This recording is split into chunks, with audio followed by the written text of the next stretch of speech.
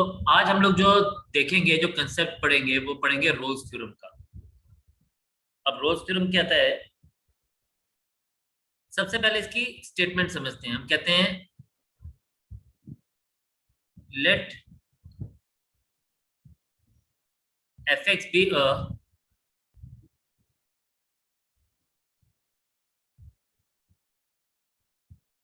Real valued function.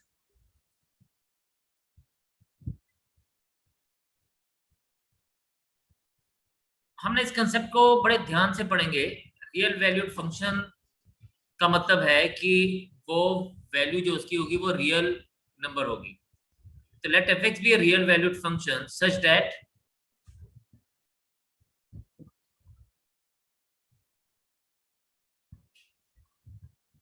f of x is continuous on closed interval ab। ये एक एक line का मतलब अभी हम डायग्रामेटिकली समझेंगे, प्रैक्टिकली समझेंगे कि इसका मतलब क्या है। F x is differentiable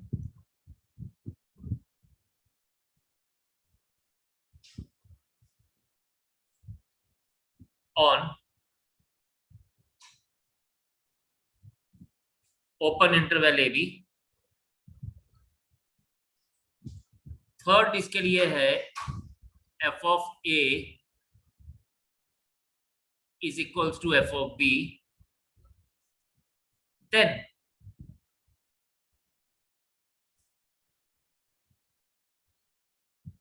there exists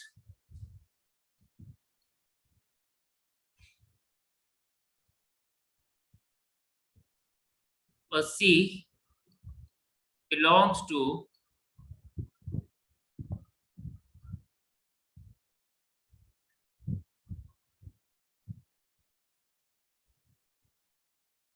there belongs to open interval ab such that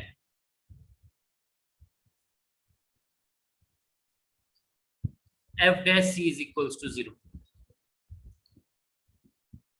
तो हमारे को बोलता है कि ये जो है ये एग्जिस्ट करेगा, एक वैल्यू होगी c जो एग्जिस्ट करेगी such that f dash c is equals to 0। ठीक है, तो there exist a c such that f dash c is equals to 0 और ये जो c है इट बिलोंग्स टू ab। चलिए हम इसी बात को डायग्रामेटिकली बात करते हैं, हम इसकी डायग्रामेटिकली रिप्रेजेंटेशन को समझते हैं।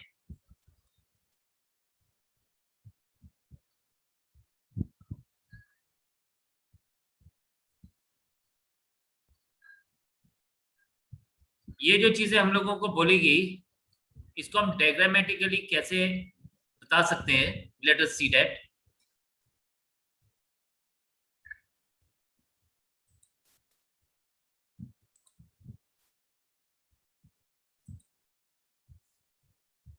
सपोज ये मेरे पास एक कोऑर्डिनेट एक्सिस है जहां पर हम लोग एक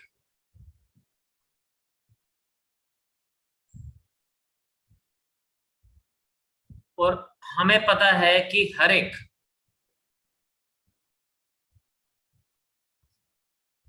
कर्व के लिए हर एक फंक्शन का कर्व बनता है, राइट। अब हम लोग यहाँ पे बात कर रहे हैं कि ये हमारे पास क्या बन गया, ये एक कोऑर्डिनेट एक्सिस है और लेट से इस कोऑर्डिनेट एक्सिस के ऊपर हमारे पास एक फंक्शन है जिसका कर्व हमारे पास है। लेट से ये फंक्शन का कर्व कुछ इस तरह से हमारे पास आ गया, ये ऐसे। लेट से दिस इज द, और यहां पे अगर हम लोग बात करें तो वी आर हैविंग लाइक अगर हम इसकी बात करें तो अब आप सोच रहे होंगे कि ये जो हम लोगों ने बात की है डिफरेंशिएबल फंक्शन और ऑन क्लोज इंटरवल, तो हम लोग पहले बात करते हैं कि यहाँ पे ये पॉइंट है, इसके बिल्कुल सीध में let's say this point is a.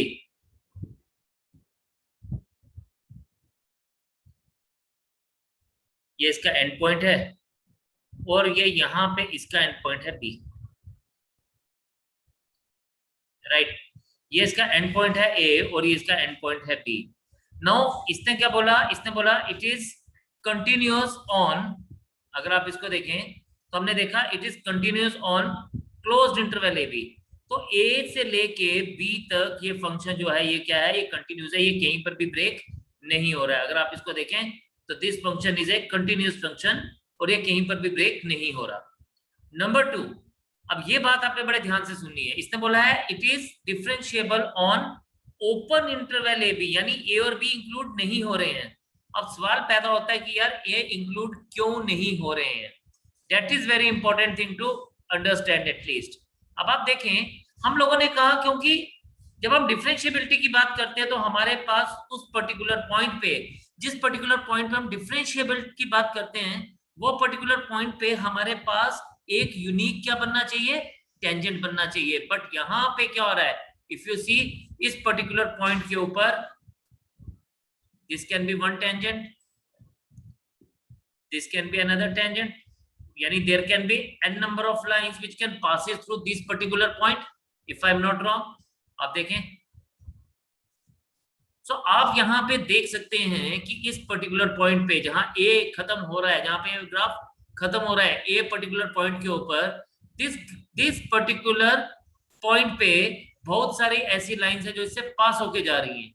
Similarly अगर आप देखें तो same is the case we can see with the point b. Point b के ऊपर एक लाइन ऐसे पास होके जा सकती है, सेम पॉइंट के ऊपर इफ यू सी तो एक ऐसे लाइन होके जा रही है, सेम पॉइंट के ऊपर if you see we are having another line which passes through it.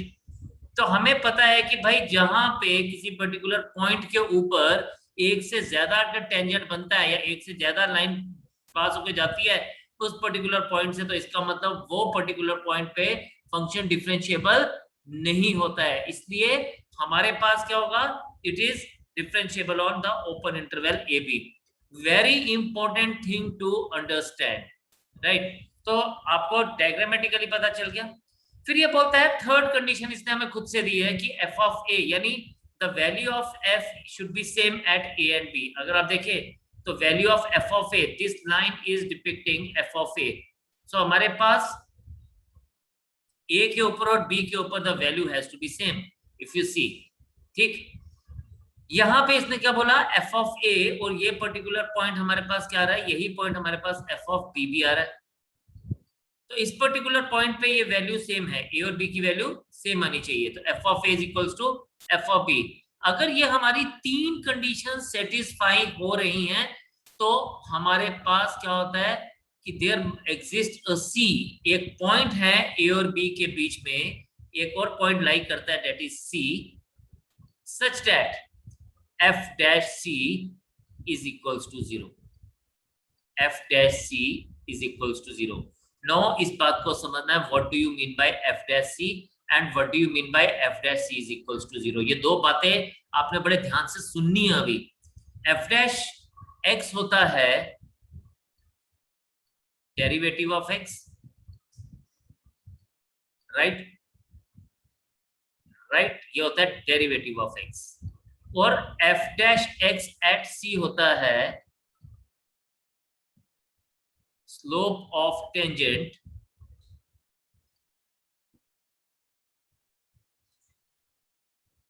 Of the curve, curve मतलब एफ एक्स एट सी। और तीसरी बात इसने क्या बोला, f dash c is equals to 0।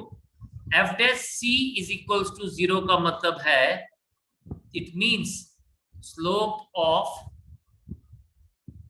Tangent is 0। और स्लोप ऑफ टेंजेंट इज 0 का मतलब हमारे पास क्या आएगा, इसका मतलब आएगा कि स्लोप, सॉरी, इसका मतलब आएगा tangent is parallel to x axis. क्या आएगा, tangent is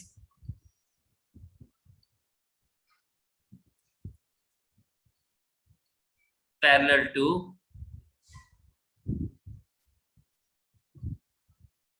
x axis. No, if we talk about this, अगर हम लोग इसकी बात करें तो what does it mean, it means कि जो हम लोग एक टेंजेंट ड्रॉ करेंगे यहाँ पे, जो भी हम एक टेंजेंट ड्रॉ करेंगे इस पर्टिकुलर लाइन के ऊपर, that particular tangent has to be parallel to x-axis. It is always parallel to x-axis. So we are considering it as a point C, and the tangent drawn at this point is parallel to x-axis. So this is the geometrical interpretation of the Rolle's theorem. तो ये जो हम लोगों ने सब कुछ किया, ये रोल्स थ्योरम का ज्योमेट्रिकल कंडीशन हम लोगों ने इंटरप्रेट कर लिया। तो आपसे क्वेश्चन जब एग्जामिनेशन में पूछा जाएगा, हो सकता है वो आपसे बोला जाए कि find the point where the Rolle's theorem is applicable between the interval, कुछ भी a and b। आगे क्वेश्चंस करेंगे तो आपको मेरी बात ज्यादा समझ आएगी। लेकिन कई बार वो ऐसे भी बोल सकता है कि आपको बोलता है कि if the tangent drawn between a and b is parallel to x-axis at point c, then what is f dash c? तो आपको वो पता होना चाहिए कि उस केस में f dash c 0 है। f dash c 0 का मतलब यही है कि slope of the tangent at the point c is equal to 0, it is parallel to x-axis। तो kindly note this particular thing down and study it, और जहां कहीं पे कुछ समझ नहीं आता तो पूछे प्लीज। अब जब हम लोग यहाँ पे बात करते हैं ज्योमेट्रिकल इंटरप्रिटेशन की, हम इसको थोड़ा सा और इलेबोरेट करेंगे। नो, आपके पास ये बोलता है, सपोज ये आपके पास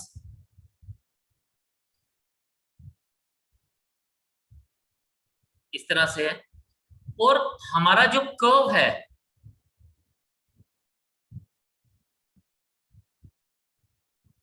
वो लेट से कुछ इस तरह से बना। फॉर एग्जाम्पल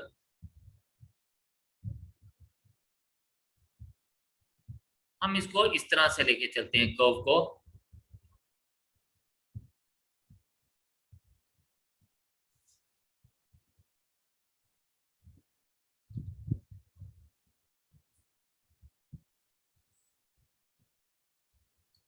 इस तरह से, राइट।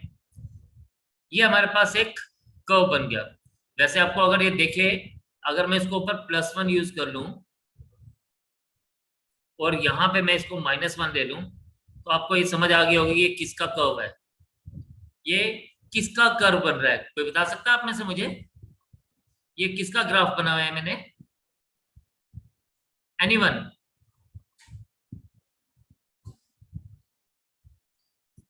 वेरी हैप्पी कि बच्चों ने बोला कि ये sin x का वो है। अब सपोज ये हमारे पास बोलता है कि ये 0 से लेके 2 पाई तक की बात हो रही है फॉर एग्जांपल। तो आप यहाँ पे if you see at both of this places, हमारे पास ये जो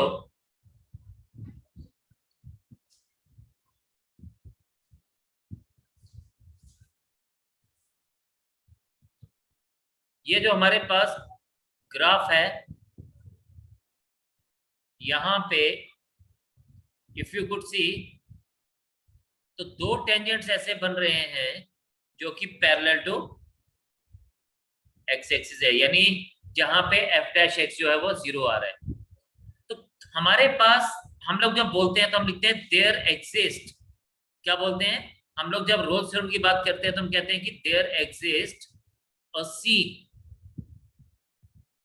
belongs to open interval AB such that f dash c is equals to 0। अब ये जब हम बोलते हैं ना कि देयर एग्जिस्ट, मतलब मैं इस लाइन के ऊपर आपको एक ज्यादा बात करना चाह रहा था, there exist a c belongs to a b. इस पूरी लाइन का मतलब है कि there must B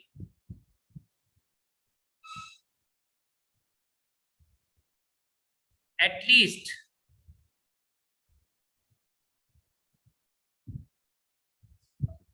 one value of C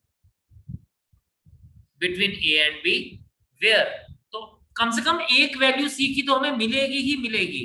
एक से ज्यादा भी हो सकती है, जैसा कि आप इस पर्टिकुलर ग्राफ में देख रहे हैं, इस पर्टिकुलर फंक्शन में देख रहे हैं। तो हमारे पास F X was equals to sine X, इस पर्टिकुलर फंक्शन के लिए 0 to 2 पाई, यानी ये हमारा ए 0 था और 2 पाई हमारे पास, ये भी हमारे पास बी था। तो हमारे पास 0 2 पाई के बीच में दो ऐसी वैल्यूज मिल गई जहां पर ग्राफ वॉस या कर्व वॉस या tangent to the curve was parallel to x axis. तो जरूरी नहीं है कि सिर्फ एक ही पॉइंट होगा, कई बार एक से ज्यादा भी हमें मिल सकते हैं, तो you need not to worry about that. Now we will be doing a question on it. सबसे पहले एक क्वेश्चन आपको फॉर्मेट किस तरह से होगा, आपको दो तरह के क्वेश्चन आएंगे। जैसे एक क्वेश्चन आएगा verify Rolle's theorem for a given function, जैसा कि आप अपनी स्क्रीन के ऊपर इस समय देख रहे हैं। एक क्वेश्चन आपको मिला verify Rolle's theorem for the function f x is equals to x square plus 2x minus 8 where x belongs to -4 to 2। अब हम लोगों को दो इंपॉर्टेंट चीजें यहाँ पे ध्यान देनी है कि ये जो फंक्शन हमारे पास गिवन है, क्या ये डिफरेंशिएबल है, क्या ये कंटिन्यूअस है। अब हम इस क्वेश्चन को करेंगे कैसे, दो बातें हो सकती है। एक कहा गया कि हमें ये वेरीफाई करना है कि भाई ये फंक्शन जो है रोल्स थ्योरम को वेरीफाई कर रहा है, यानी रोल्स थ्योरम इसके ऊपर वेरीफाई हो रही है। दूसरे टाइप का क्वेश्चन इस पे पूछा जाता है कि आपको बोला जाता है कि रोल्स थ्योरम वेरीफाइड है, आप बताइए कि वो पर्टिकुलर पॉइंट क्या होगा, किस इंटरवल के ऊपर ये पॉइंट लाई करेगा। तो फिलहाल हम फर्स्ट टाइप का क्वेश्चन देखते हैं। यू सी इट, यहां पे हमारे पास है here f x is equals to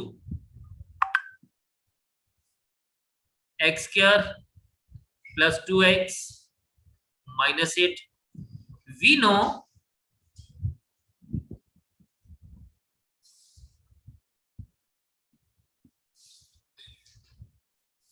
अब ये किस टाइप का फंक्शन है, ये पॉलिनोमियल टाइप का फंक्शन है। तो we know polynomial function is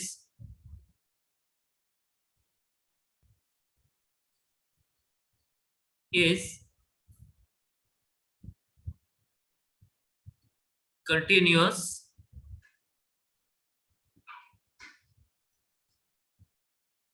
and differentiable everywhere.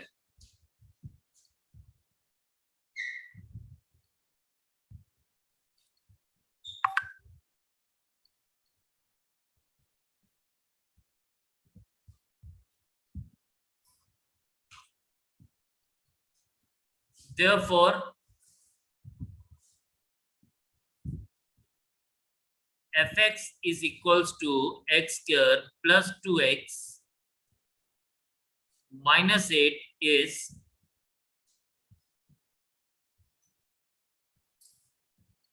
continuous on -4 to and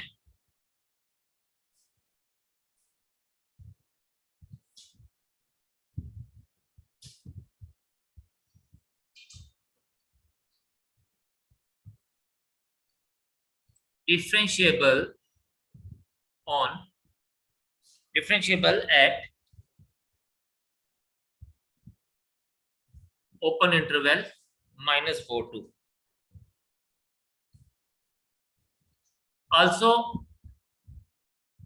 आप यहां पे देखें f of -4 is equals to -4 square plus 2 into -4 minus 8, 16 minus 8 minus 8 is equals to 0, and f of 2 is equals to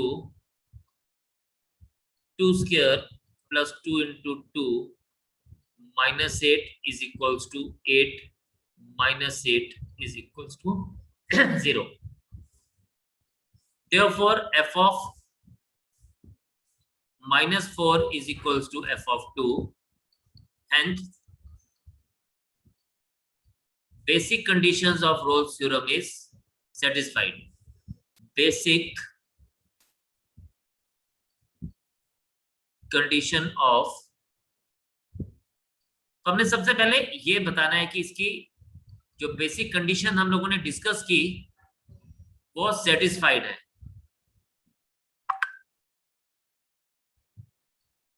ये satisfy हो गया। Now f of x is equals to x square plus 2x minus it.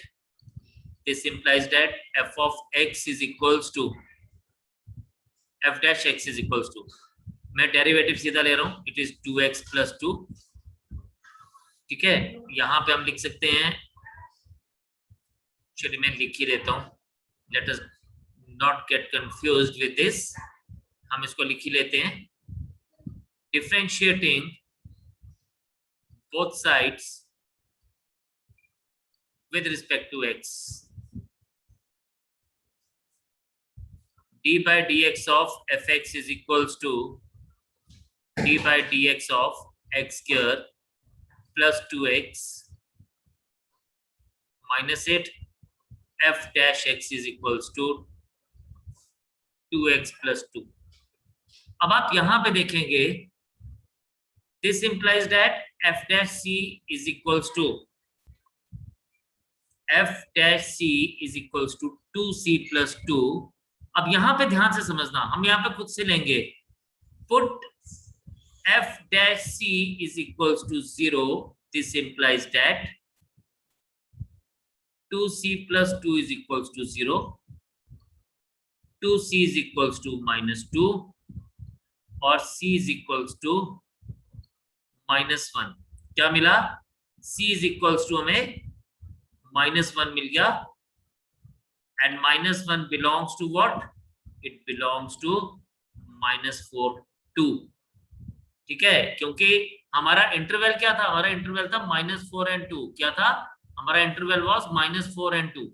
तो ये -1 जो हम लोगों ने यहाँ पे फाइंड आउट किया, c का वैल्यू ये कहाँ पे लाई कर रहा है? ये -4 और 2 के बीच में लाई कर रहा है. तो हम लोग यहाँ पे कहेंगे therefore Rolle's theorem is verified.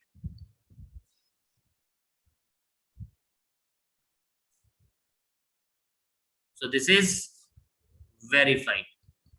आपने ये चीज जो थी आप लोगों ने फाइंड आउट की और आप लोगों को ये क्लियर हुआ. Just go through it once, properly इसको एक बार देखिए.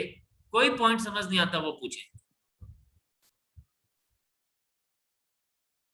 तो चलिए जी, एक और क्वेश्चन बिल्कुल वैसा ही है जैसा हमने पीछे किया, just to give you an idea कि ये हम लोग कैसे करेंगे. अगेन हियर हम लोगों को गिवन है y is equals to x square plus 2 और इसको हम लिखते हैं fx is equals to x square plus 2, a is equals to -2 and b is equals to 2. सबसे पहले हमने ये जरूर लिखना है, इनकी कंटिन्यूटी और इनकी डिफरेंशिएबिलिटी को जरूर डिस्कस करना है. तो वी नो ये भी पॉलिनोमियल फंक्शन है.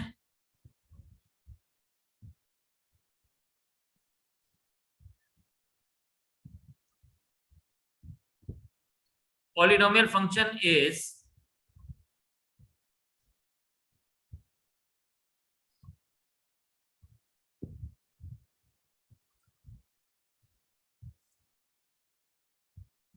continuous and differentiable everywhere.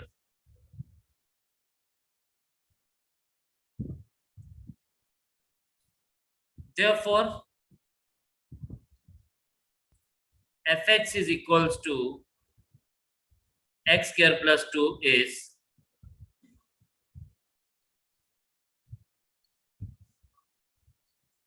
continuous on closed interval -2 and 2, and fx is equals to x square plus 2 is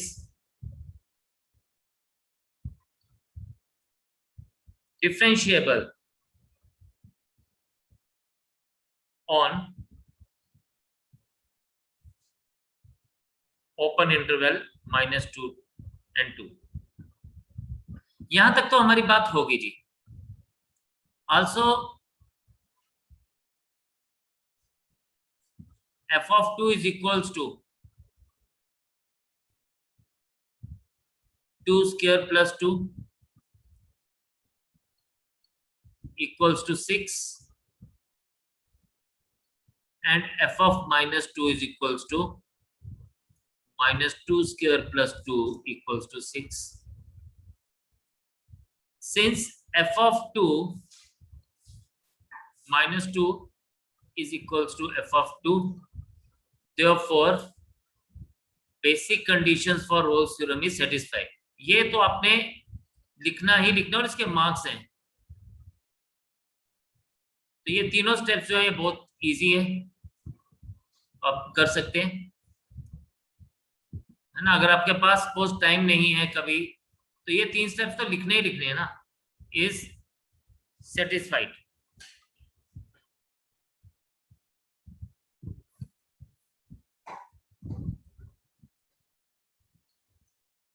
अब आपके पास ये बन गया, right.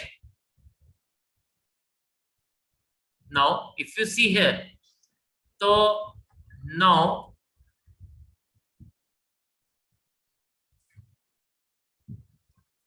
f of x is x square plus 2. Differentiating both sides with respect to x,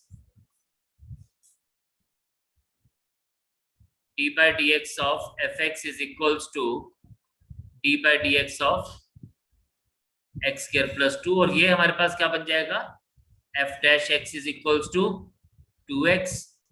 This implies that f dash c is equals to 2c. और फिर हमने c का value निकालना होता है. Put f dash c is equals to 0, 2c is equals to 0, c is equals to 0. और c कहां पे बिलोंग कर रहा है, a और b के बीच में बिलोंग कर रहा है. यस. तो therefore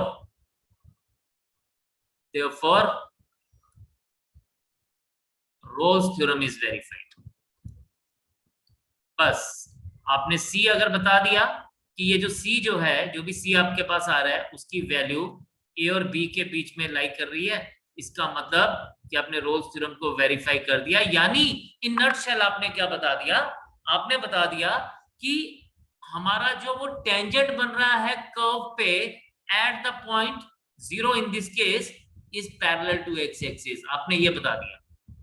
तो जब आप इसमें c की जो भी वैल्यू निकालेंगे तो c वो पॉइंट है जहां पे वो जो कर्व के ऊपर टेंजेंट ड्रॉ किया जाएगा वो पैरेलल टू x एक्सिस होगा.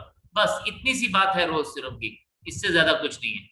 ठीक है, तो kindly note it down and tell me if you get any problem or if you doesn't get any problem.